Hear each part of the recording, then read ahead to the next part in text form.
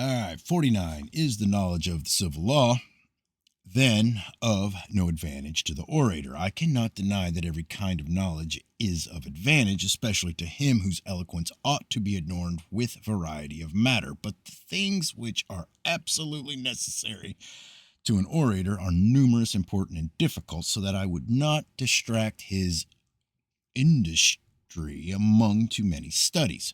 Who can deny that the gesture of grace of Roscius are necessary to the orator's action and department?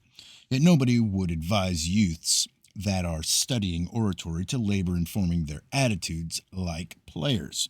What is so necessary to an orator as the voice?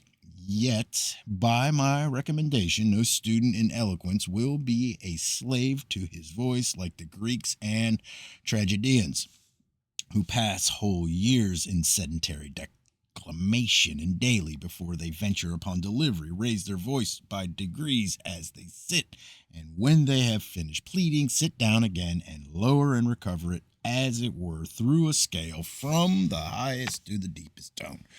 If we should do this, they whose causes we undertake would be condemned before we had repeated the, I think that's poem, and the menuo as often as prescribed. But if we must not employ ourselves upon gesture, which is of great service to the orator, or upon the culture of the voice, which alone is a great recommendation in support of eloquence, and if we can only improve in either in proportion to the leisure afforded us in this field of daily business, how much less must we apply to the occupation of learning the civil law, of which we may learn the chief points without regular study, and which is also unlike those other matters in this respect, that power of voice and gesture cannot be got suddenly or caught up from another person, but a knowledge of the law, as far as it is useful in any cause, may be gained on the shortest possible notice, either from learned men or from books.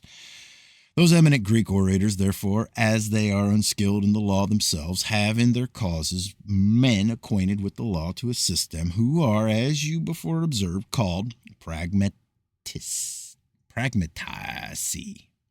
In this respect, our countrymen act far better, as they would have the laws and judicial decisions supported by the authority of men of the highest rank.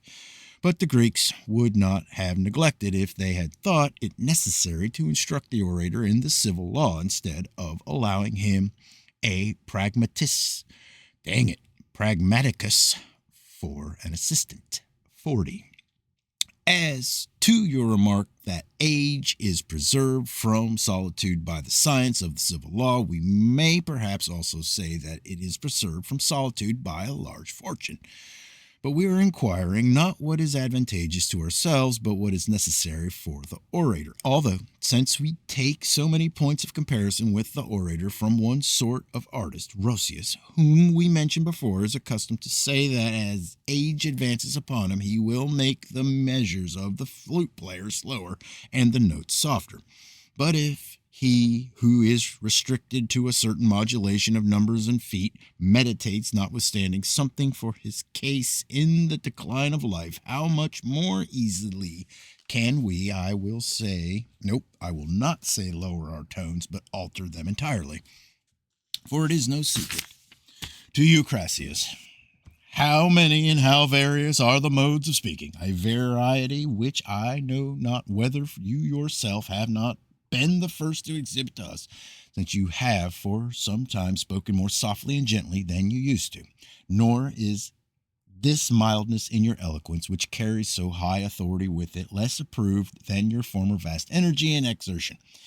And there have been many orators, as we hear of Scipio and Laelus, who always spoke in a tone only a little raised above that of ordinary conversation, but never exerted their lungs or throats like Servius Galba.